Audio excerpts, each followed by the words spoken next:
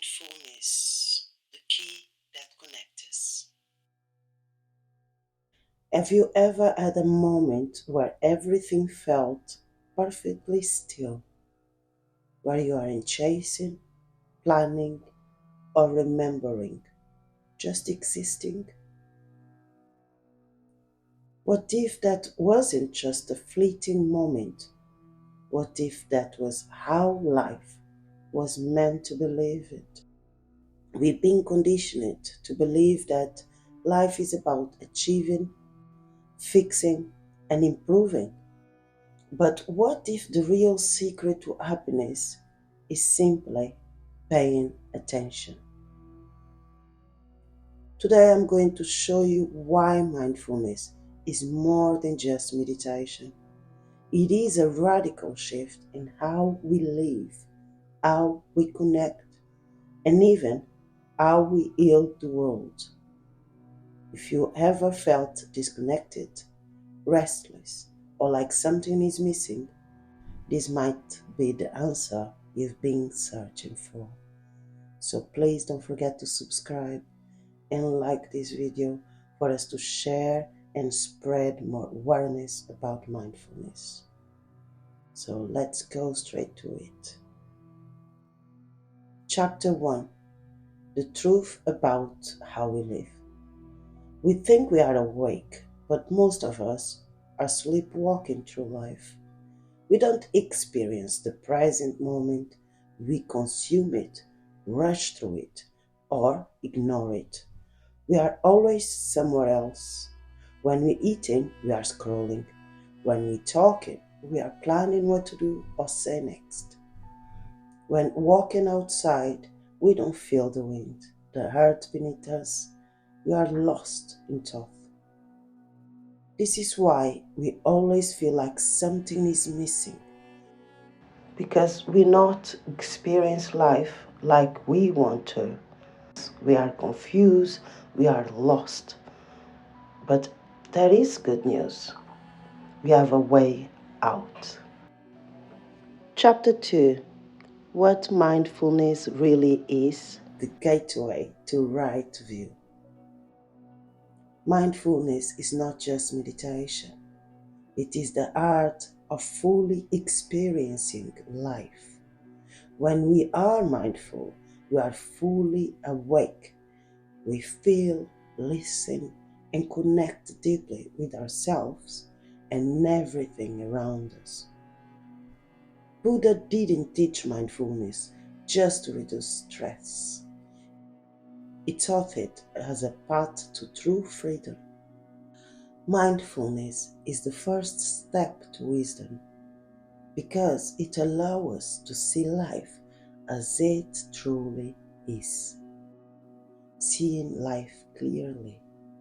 In Buddhism, the first step to liberation is right view, samadhi. Right view means seeing reality clearly without distortion. But most of us don't. We live in illusion, believing that things will last forever. We think external things, money, success, relationships, will make us happy. We believe our thoughts and emotions are truth rather than passing events in the mind. But when we practice mindfulness, we start seeing the world as it actually is, not as we wish to be.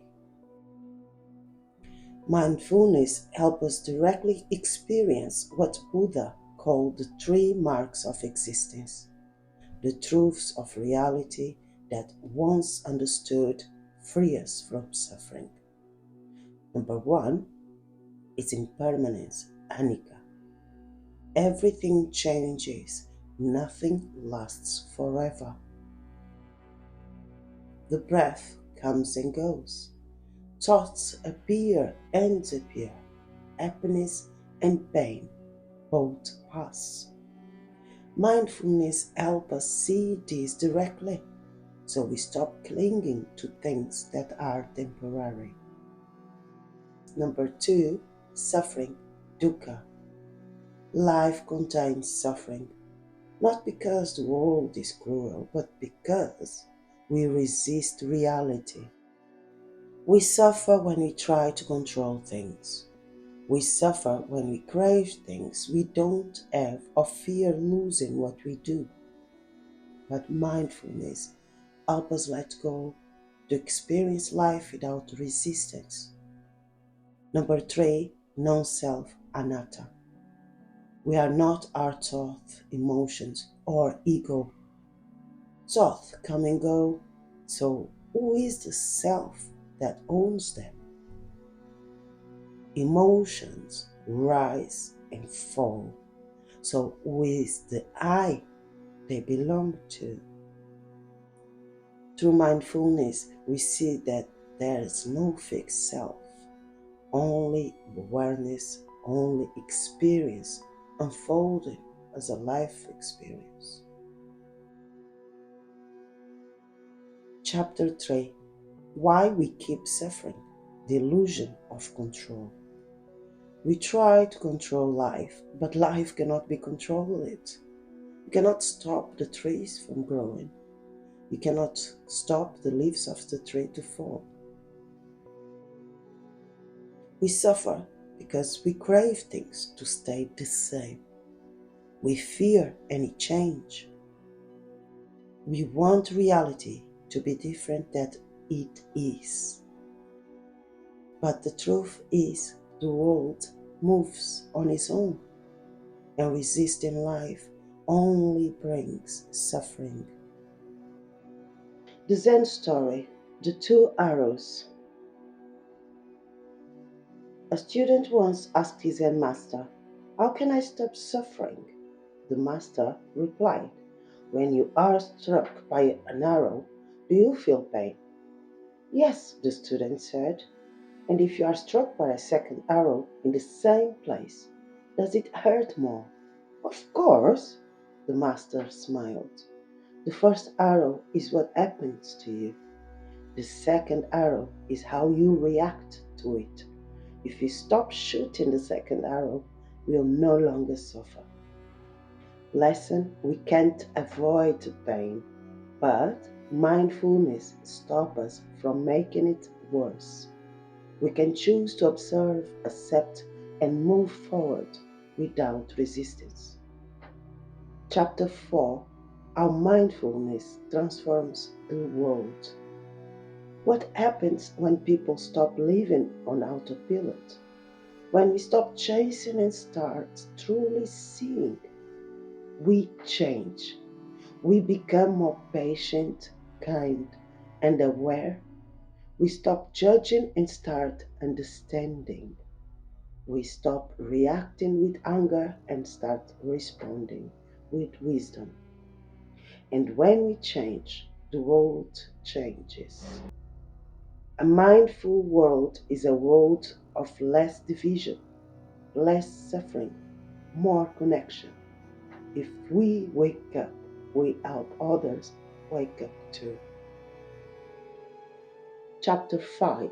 A simple way to start right now. Mindfulness doesn't require extra time, like I said in other videos, just extra awareness. Try this.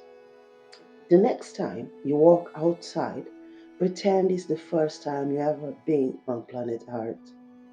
Look at the trees, the sky, the people, not as a background noise, but as miracles. Feel your breath as if you are experiencing air for the first time. Listen, not just with your ears, but with your entire presence. The more you do this, the more you realize life has always been beautiful. We just weren't paying attention. Conclusion: the life you are meant to live. This is not just a practice, it's a return to who we truly are. Mindfulness is not just being passive, it makes us more alive, more engaged, more powerful. It helps us respond to the world with wisdom instead of reacting in fear. It teaches that happiness is not in this next moment, it is in this one. If this message resonated with you, hit that like button, subscribe, and share this with someone who needs it. The more we wake up, the more we help the world to wake up too.